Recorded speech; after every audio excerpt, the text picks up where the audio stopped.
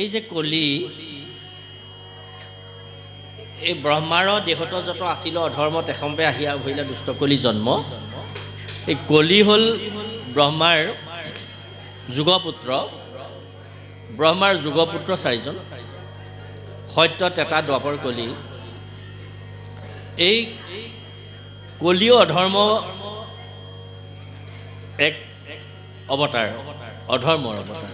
মানে ব্ৰহ্মাৰ দেহত যত আছিল অধৰ্ম তেখম্পে আহিয়া ভৰিলে দুষ্ট কলি জন্ম। ব্ৰহ্মাৰ দেহত যিমানবিলাক অধৰ্ম আছিল, অবিদ্যা মায়া আছিল, এইবিলাকে আহি কলি ৰূপে জন্ম ল'লে। কৃষ্ণবৰ্ণ শৰীৰৰ হাতত ডাংগ ধৰি জানু পাৰি আছে সিটো কীৰ্তাঞ্জলি কৰি। কোন কৰ্ম কৰো প্ৰীতি কৰিও আদেশ দিওঁ ৰাজ পদপ্ৰভু পাওঁ উপদেশ। শুনি চাৰিমুখী ব্ৰহ্মা গুণিয়া চাহিলা তাহাৰ বেশক দেখি কলি নাম দিলা। ব্ৰহ্মাৰ দেহৰ অধৰ্মবিলাক আহিয়ে এটা পুত্ৰ হিচাপে জন্ম হৈ ব্ৰহ্মাকে সুধিলে, পিতাই মই কোনখন ৰাজ্যৰ ৰজা হ'ম? কৃষ্ণবৰ্ণ শৰীৰৰ হাতত ডাংগ ধৰি জানু পাৰি আছে সিটো কীৰ্তাঞ্জলি কৰি। শৰীৰটো গাটো একেবাৰে এনেকুৱা ক'লা,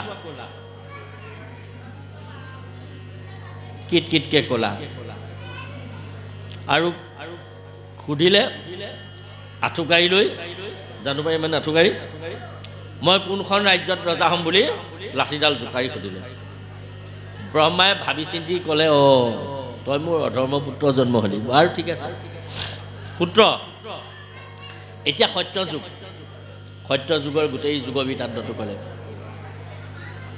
তাৰপিছত দ্বাপৰ যুগ হ'ব, দ্বাপৰ যুগৰ বৃত্তান্ত ক'লে। তাৰপিছত তেতা যুগ হ'ব, তেতা যুগৰ বৃত্তান্ত ক'লে।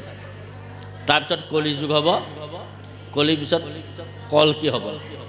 এই যে দ্বাপৰ যুগ হ'ব, সত্যৰ পিছত তেতাহে হ'ল, দ্বাপৰহে হ'ব লাগিছিল। তেতা হোৱাৰো কাৰণ আছে। কেলে সত্যৰ পিছত তেতা হ'ল, তাৰো কাৰণ আছে। এই ভগৱান ৰাম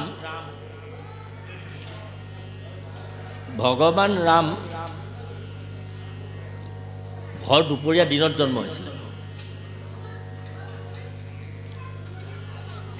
কৃষ্ণ সম্পূৰ্ণ বিপৰীত, মধ্যম নিশা জন্ম হৈছিল। ভগৱন্ত বিষ্ণুৰ লগত ব্ৰহ্মা সমন্বিতে, শিৱ সমন্বিতে বশিষ্ঠই এদিন আলোচনা কৰি থাকোঁতে বশিষ্ঠই ঈশ্বৰৰ গুৰু হওঁ বুলি ক'লে বিষ্ণুক। বোলে হ'বা তেনেহ'লে, মই চমুকে কৈছোঁ, সাৰাংশটো কৈছোঁ। বোলে কেতিয়া হ'বা? বোলে তেতাত। মই নিজে ৰাম হ'ম, তুমি মোৰ গুৰু হ'বা দিয়া। দ্বাপৰ আছে নহয়, দ্বন্দ্বতে পৰি ঋষিয়ে প্ৰাৰ্থনা কৰিলে যে প্ৰভু মই ইমান দিন ৰ'ব নোৱাৰিম। সত্যৰ পিছত দ্বাপৰ, দ্বাপৰৰ পিছতে তেতা, মই তেতালৈ নৰম। মই যদি তোমাৰ সেৱক হওঁ, তুমি যদি ভক্ত বাঞ্ছা কল্পতৰু হোৱা, তেনেহ'লে মোক আগবঢ়াই দিয়া, তেতাটো আগলৈ আনা বুলি কোৱাত তেতাটো আগবঢ়ায়। এই তেতা সত্য যুগত জীৱবিলাক আমি আৰম্ভণিতে যে কৈছিলোঁ, সকলো জীৱই ঈশ্বৰক চিন্তা কৰি বৈকুণ্ঠলৈ গুচি যাব। যোৱাত দেৱতাসকল কুপিত হৈ আমাৰ মাজত পূজা স্বাৰ্থ যাগ যজ্ঞ দৰকাৰ, ঈশ্বৰক প্ৰাৰ্থনা কৰিলে ঈশ্বৰে শিৱৰ হয়তো আগম শাস্ত্ৰ কৰিলে, ঋষিমুনিৰ হয়তো আগম শাস্ত্ৰ কৰি ঈশ্বৰক ঢাকিব। ঈশ্বৰক ঢাকিলে, তাৰপিছত ৰাম অৱতাৰ হ'ল তেতা যুগত। যাগ যজ্ঞ দেৱৰ ব্ৰাহ্মণক পূজা কৰিলে, যেই নকৰক যুগাধিপতি ৰাম থাকিব, যোগেশ্বৰ হিচাপে সেৱাৰ ফল তেওঁৰ চৰণত থাকিব। দ্বাপৰ যুগতো তদ্ৰূপ, যোগেশ্বৰ কৃষ্ণ থাকিব, যেই যিহাকে নকৰক কিয় সকলো সেৱাৰ ফল যোগেশ্বৰ কৃষ্ণৰ চৰণত লাগিব। প্ৰমাণ এই যে ৰাজকীয় যজ্ঞত মুখ্য পূজা ভাগটো কাক দিব লাগিব? শিশুপালক সেইকাৰণে কাটিবলগীয়া হ'ল। মুখ্য পূজাটো কাক দিব? এতিয়া ধলি খলি লাগিল। কৃষ্ণকে সুধিলেগৈ যুধিষ্ঠিৰে গৈ, বোলে মোক কেলৈ সুধিছা? পূজা ভাগটো কাক দিব লাগে তোমালোকে জ্ঞানী এজনক সোধা। বোলে কোন জ্ঞানীক সুধিম? তোমালোকৰ ভায়ে সৰুটোকে সোধা। সহদেৱতকৈ জ্ঞানী এতিয়া এই ৰাজকীয় যজ্ঞত নাই, গতিকে সহদেৱক সোধা। সহদেৱক যুধিষ্ঠিৰে সুধিলে বোলে যজ্ঞৰ মুখ্য ভাগটো কাক দিম? মুখ্য পূজনীয় ভাগটো কাক দিম? এতিয়া সহদেৱে সিদ্ধান্ত কৰি অংক কৰি উত্তৰ উলিয়াই দিলে। কি উত্তৰ উলিয়ালে? গুণ সৰ্বত পূজ্যন্তে প্ৰীতিবংশু নিৰৰ্থক বাসুদেৱ নমস্যন্তে বসুদেৱ কানচিত। গুণ সকলোতে পূজনীয়, গুণ সৰ্বত পূজ্যন্তে প্ৰীতিবংশু নিৰৰ্থক। কোন বংশত জন্ম হৈছিলে অৰ্থ নাই। বাসুদেৱ নমস্যন্তি, বাসুদেৱ সকলোৰে নমস্যন্তি। কেলে? বাসুদেৱ সৰ্বমিতি, সকলোৰে হৃদয়তে যি বাস লৈ থাকিব পাৰে কাৰণে তেওঁ বাসুদেৱ। গতিকে বাপেক থাকিলেও, বাপেক বসুদেৱ থাকিলেও বসুদেৱৰ হৃদয়ত থকাজনৰ নাম বাসুদেৱ। বাসুদেৱ বসুদেৱৰ হৃদয়তো থাকিব পাৰে। বাপেক যিমান ডাঙৰ হ'লেও পুতেকেহে সন্মান পাব। গোটেই ৰাজকীয় যজ্ঞত কৃষ্ণতকৈ শ্ৰেষ্ঠ কোনো নাই, কৃষ্ণকে পূজাটো দিয়া এই বুলি ক'লে। শিশুপালৰ সেইটোতে খং উঠিলে। গতিকে গোটেই পূজাৰ ফলটো, সেৱাৰ ফলটো যোগাধিপতিয়ে পাব। সত্যত সকলো জীৱই বৈকুণ্ঠ লোক পাইছিলে, বিষ্ণুৱে পাইছিলে, তাত ৰামে পাইছিলে, দ্বাপৰত যোগেশ্বৰ কৃষ্ণই পাইছিলে। কৃষ্ণ যিদিনাই বৈকুণ্ঠলৈ যাব, সবে পূজা যজ্ঞ যত তুহুৰ কালত নাহি একো ফলতাত কৰে মানে যত একে মাধৱৰ নাম কীৰ্তনত বাজে আনু যত কৰ্ম কৰে পাইবি সামৰাজে অকলি। কৃষ্ণ বৈকুণ্ঠলৈ যোৱা 20 দিনাৰ পৰাই সবে পূজা দ্ৰব্য যত তুহুৰ কালতে, যেই যি পূজা পাতল শ্ৰাদ্ধপিণ্ড যাগ যজ্ঞ নকৰক সকলো ফল তয়ে পাবি। একে মাধৱৰ নাম কীৰ্তনত বাজে, একমাত্ৰ নাম কীৰ্তনৰ বাহিৰে আনু যত কৰ্ম কৰে পাবি সমৰাজে। আন যিমানবিলাক কাম নকৰক কিয় সকলো ফল তয়ে পাবি। 12 গুণীয়া যত আছে, 12 গুণীয়া যত আছে ভক্তগণ, হৰি নাম কীৰ্তনত নাহি তাৰ মন। তাতো কৰি অধুকাৰ দিলো সুষম প্ৰতি, শুনো আৰু কলি কহো অপৰ যুগুতি। একান্ত ভকত হ'ব আছে সংসাৰত, একান্তে শৰণ নাম নেৰয় মুখত। তাসম্বাত যদি মন কষ্ট দেশ আতি, আপুনি কহিলো কলি যাইবি অধুগতি।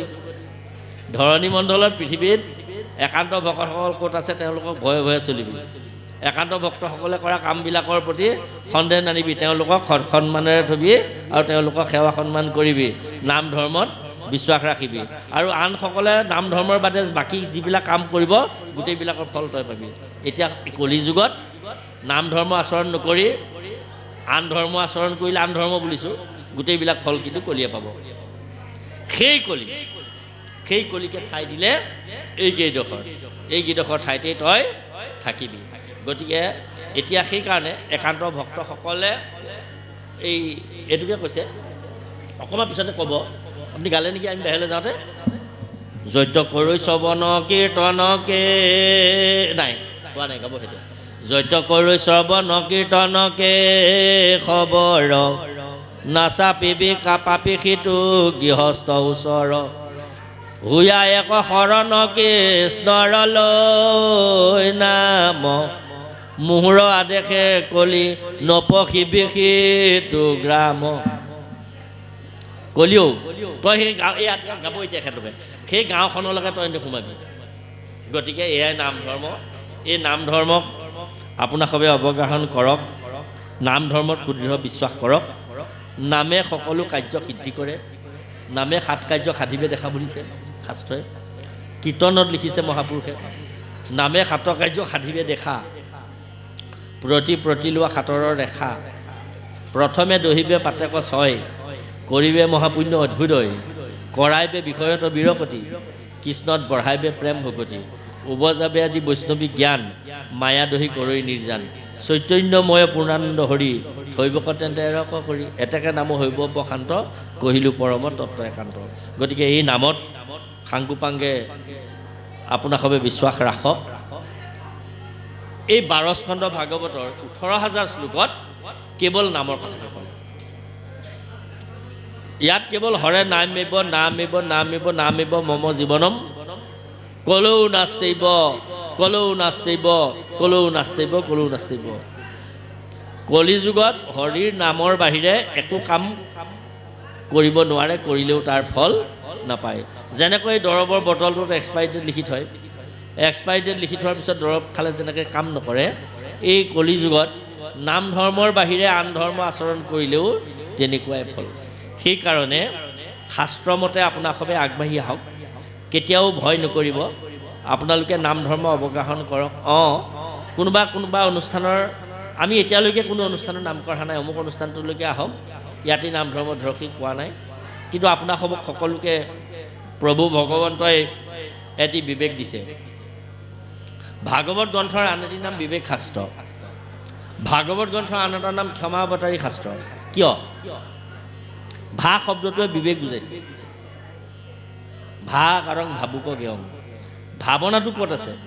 আমি ইয়াত বহি থাকোঁতে মোৰ মনটোৱে কৈ দিব পিঠিতে বোলে মোৰ মাখি এটাই মহ এটাই কামুৰিছে। বিবেকটো কোনে ক'লে? ছালে ক'লে।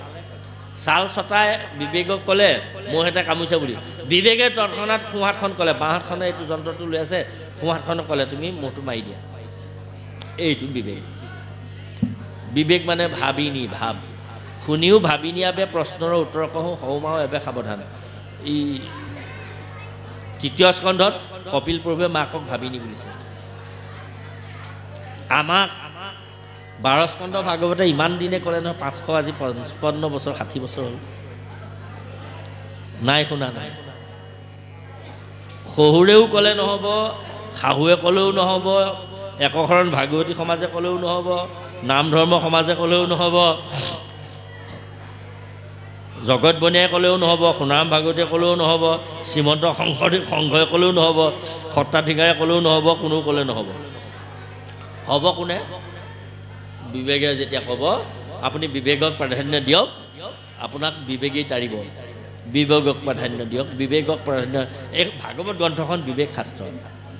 ইটো মহাভাগৱত সমস্ত শাস্ত্ৰৰ সাৰ, বেদ বেদান্তৰো তত্ত্বভাগ,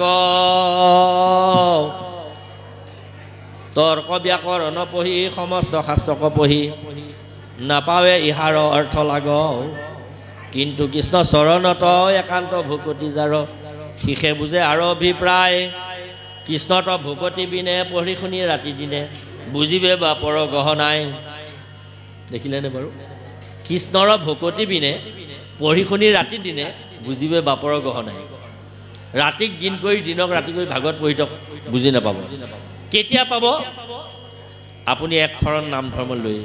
যেনেকৈ বিদ্যালয়লৈ নামটো নলগোৱাকৈ যদি আপুনি এবছৰ গ'ল, আপোনাক হেডমাষ্টৰে বা মাষ্টৰে পাছ কৰাই দিব পাৰিব নেকি?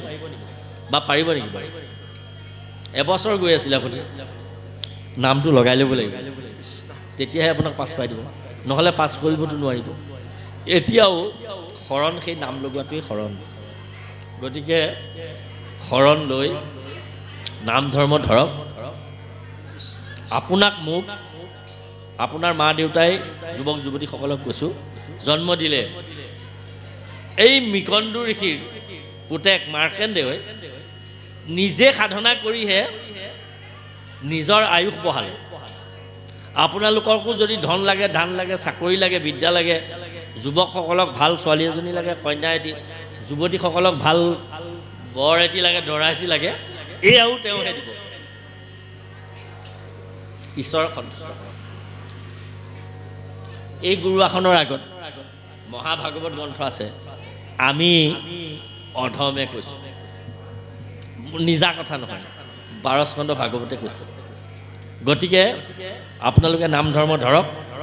আপোনালোকে ইহলোকে ভুকুতি পৰলোকে মুকুতি, ভুঞ্জায়ো ভুকুতি, হয়নে বাৰু? ভুকুতি মানে ভোগ, যি বিচাৰে তাকে পাব। শ্ৰীমন্ত শংকৰ হৰিভকতৰ কল্পতৰু, তাহান্ত বিনাই নাই নাই আমাৰ পৰমগুৰু। এই কল্পতৰু মানে যি বিচাৰে তাকে পায়। কল্পতৰুৰ বৃক্ষ এজোপাই তাকো বৈকুণ্ঠত আছে। এই কল্পতৰু গছজোপাত যিহেকে বাঞ্ছা কৰে তাকে পায়। কল্পতৰু গছজোপাত যিহেকে বাঞ্ছা কৰে তাকে পায়। এদিন বাটৰুৱা এজন গৈছিলে, তেওঁ নাজানে এজোপা কল্পতৰু বৃক্ষ বুলি। খুব ভোক লাগিছে, পিয়াহ লাগিছে, তেওঁ ভাবিলে আয়ৈ দেখি মই গছজোপা তলত বহিলোহি, এনেকুৱাতে যদি মোক কোনোবাই পানী অকণমান দিলেহেঁতেন, কিবা ফল মূল কেইটামান দিলেহেঁতেন, বৰ ভাল লাগিলে।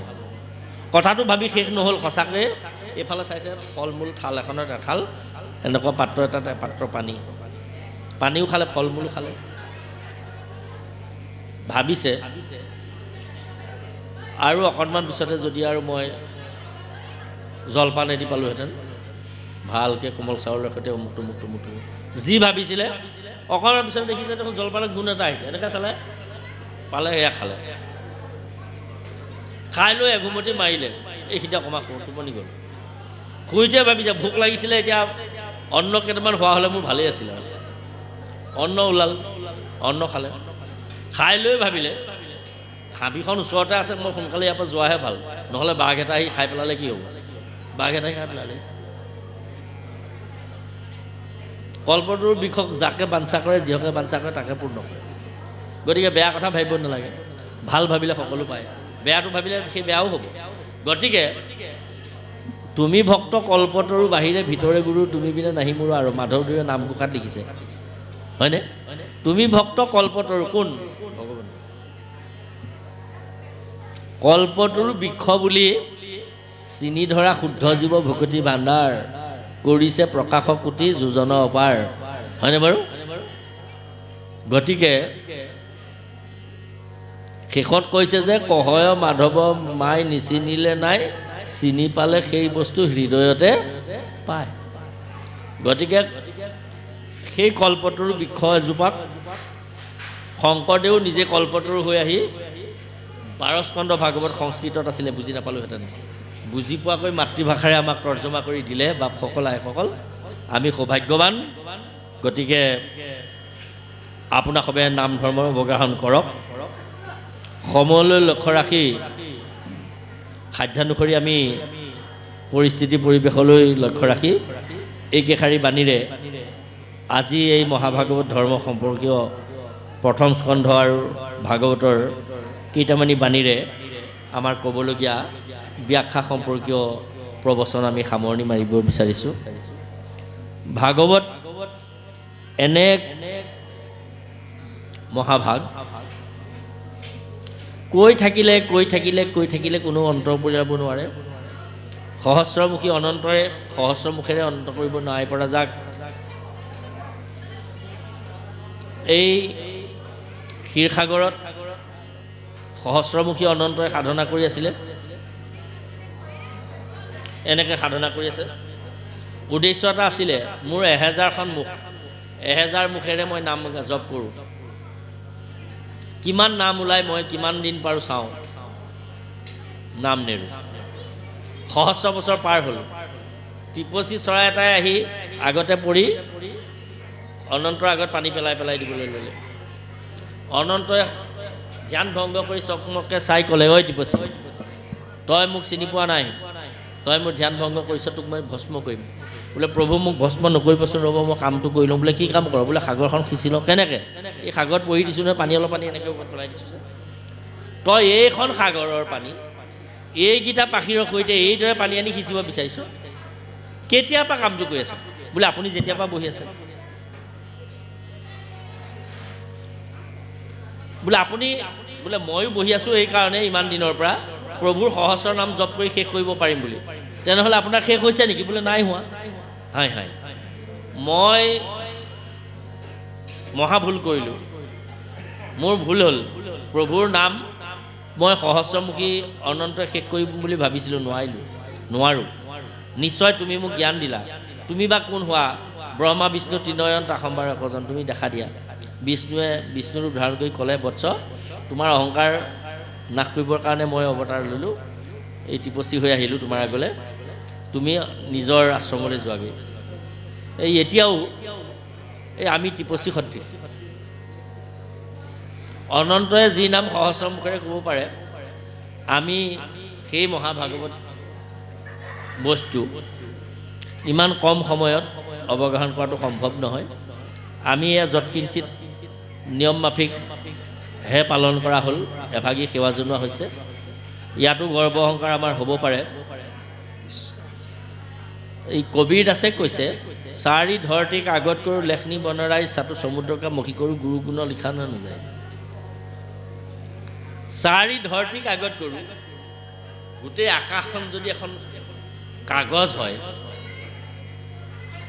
লেখনি চবে বনৰাই, গছ গছনিবিলাক যদি কলম হয়, গছ গছনি বুলিলে মানে বাঁহৰ পৰা কাঠৰ পৰা যিমানবিলাক গছ গছনি গোটেইবিলাক যদি কলম হয়, গোটেই আকাশখন যদি এখন কাগজ হয়, চাটো সমুদ্ৰৰ কাম মখি কৰোঁ, 7 সমুদ্ৰ 13 নদীৰ পানীবিলাক যদি চিয়াহী কৰি লওঁ, গুৰু গুণ লিখা নাযায়।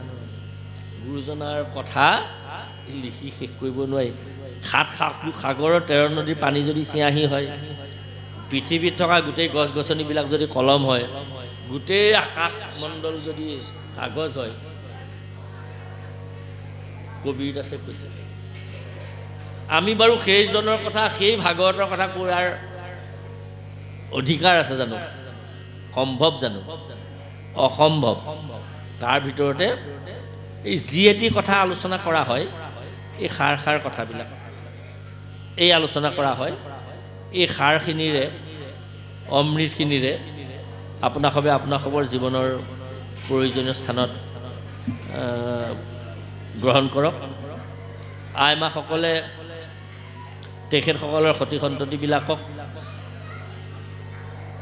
ল'ৰা ছোৱালীবিলাকক প্ৰসাদ খাবলৈ শিকক।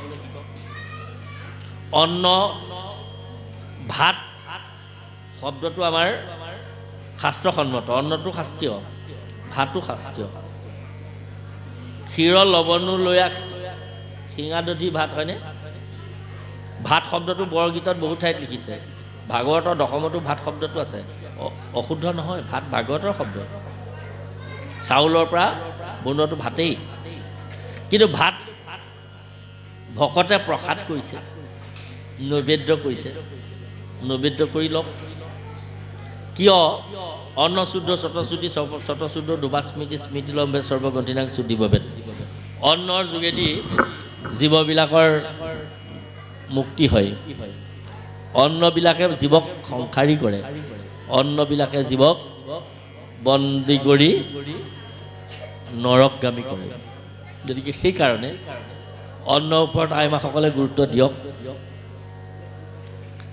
আমাৰ ল'ৰাটো বেয়া বুলি, আমাৰ ছোৱালীজনী বেয়া বুলি, আমাৰ সমাজখন বেয়া বুলি কোৱাৰ অধিকাৰ আমাৰ কাৰো নাই। প্ৰথমতে নিজৰ ল'ৰাটোক, নিজৰ ছোৱালীজনীক ভাল কৰক, নিজৰ স্বামীক, নিজৰ পৰিবাৰক ভাল কৰক, তাৰপিছত ওচৰ চুবুৰীয়ালৈ যাওক। আপুনি আচৰি ধৰ্ম আনকো শিকায়, আপুনি আচৰণ কৰি আনক শিকাবলৈ আৰম্ভ কৰক। ভাগৱতে ইয়াকে কৈছে। ভাগৱতৰ ওচৰলৈ যি আহিলে, আমাৰ সমাজত এটা দোষ আছে যে ল'ৰা হৈ আছোঁ, এতিয়া ভাগৱত পঢ়িব নালাগে। ভাগৱতৰ কথা এতিয়া জানি কি কৰিবি? বুঢ়াসকলেহে ভাগৱত পঢ়িব নালাগে, তেওঁলোকে ভাগৱতৰ কথা জানি কি কৰিব? ল'ৰাবিলাকে এইভাগে ক'ব লাগে, কাৰণ তেওঁলোকে ভাগৱত পঢ়ি একো কাম নাই নহয়। প্ৰেক্টিকেলি তেওঁলোকে একো দেখুৱাব নোৱাৰে। তেখেতসকলে নাম জপ কৰি বহি থাকক, ল'ৰাহঁতক ভাগৱতৰ প্ৰতিটো কাহিনীৰ অৰ্থ কওক। ছোৱালী লাগে, ভাল ছোৱালী এজনী লাগে, ভাগৱতক সোধক, 3য় স্কন্ধ ভাগৱতত পঢ়ক। কপিলৰ নিচিনা এজন ঈশ্বৰক জন্ম দিবৰ কাৰণে কদৰ্মই দেৱহূতিয়ে পাৰিলে। কেনেকৈ পাৰিলে? ছোৱালী বিচাৰি কদৰ্ম কলৈ গৈছিল? বিষ্ণুৰ ওচৰলৈ গৈছিল। কাম্যক বিষ্ণুৱে সুধিলে, তোমাক কি লাগে? বোলে মোক ছোৱালী এজনী লাগে। ছোৱালী বিচাৰি মোৰ ওচৰলৈ আহে নেকি? বোলে নহ'লেনো মই কাৰ ওচৰলৈ যাম? তুমি দেউতাক নুসুধিলা কেলে? বোলে মোৰ দেউতাক নুসুধোঁ, মনুক সুধি কি লাভ আছে?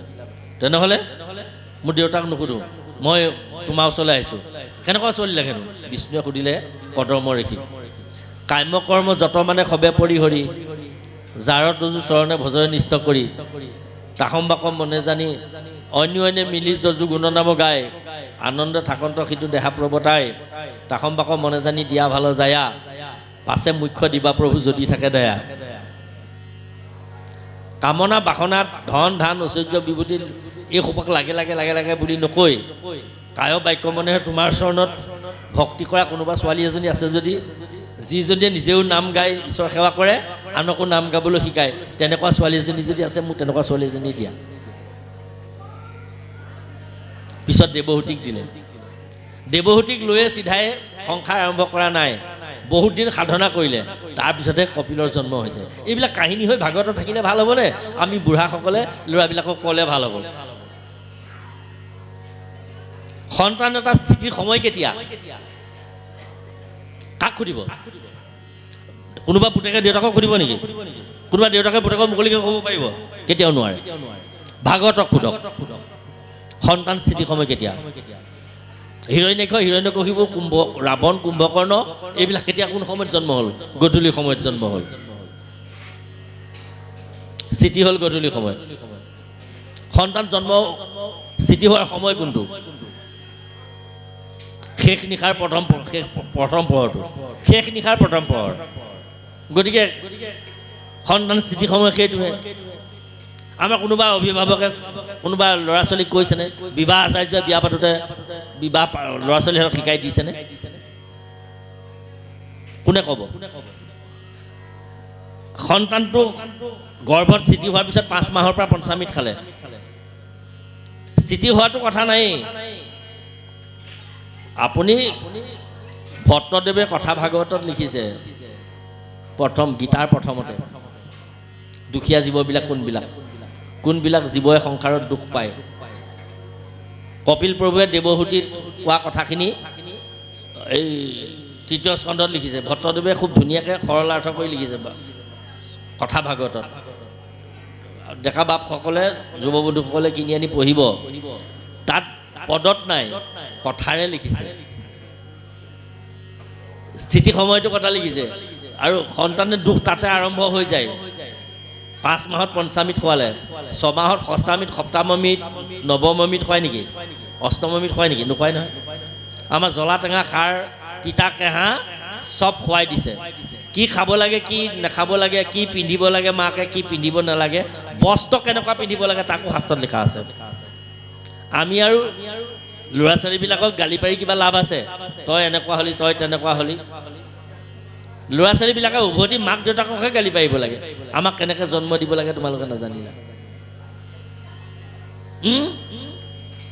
সেইটোহে উদ্দেশ্য অৰ্থ সেইটোহে হ'ব লাগে এতিয়া গোটেই কথাবিলাক আপোনাৰ মোৰ প্ৰয়োজনীয় গোটেই কথাবিলাক এই মহাভাগৱতত আছে ৰাতিপুৱা শুই উঠি চকুকেইটা মেলাৰ পৰা আকৌ টোপনি যোৱালৈকে আমাৰ প্ৰয়োজনীয় আপোনাক ল'ৰা লাগে আপোনাক তিৰোতা লাগে আপোনাক ধন লাগে আপোনাক ধান লাগে আপোনাক ঐশ্বৰ্য লাগে আপোনাক বিবেকবাদ সন্তান এটা লাগে আপুনি DC ল'ৰা এটা যদি জন্ম দিব লাগে কন্যা এজনী DC সন্তান এজনী জন্ম দিব লাগে আৰু সৈনিক এজনী যেনেকুৱা বাঞ্ছা কৰি যেনেকুৱা ভাৱনাৰে সন্তান এটা লাগে আপোনাক আপুনি ভাগৱতক সোধক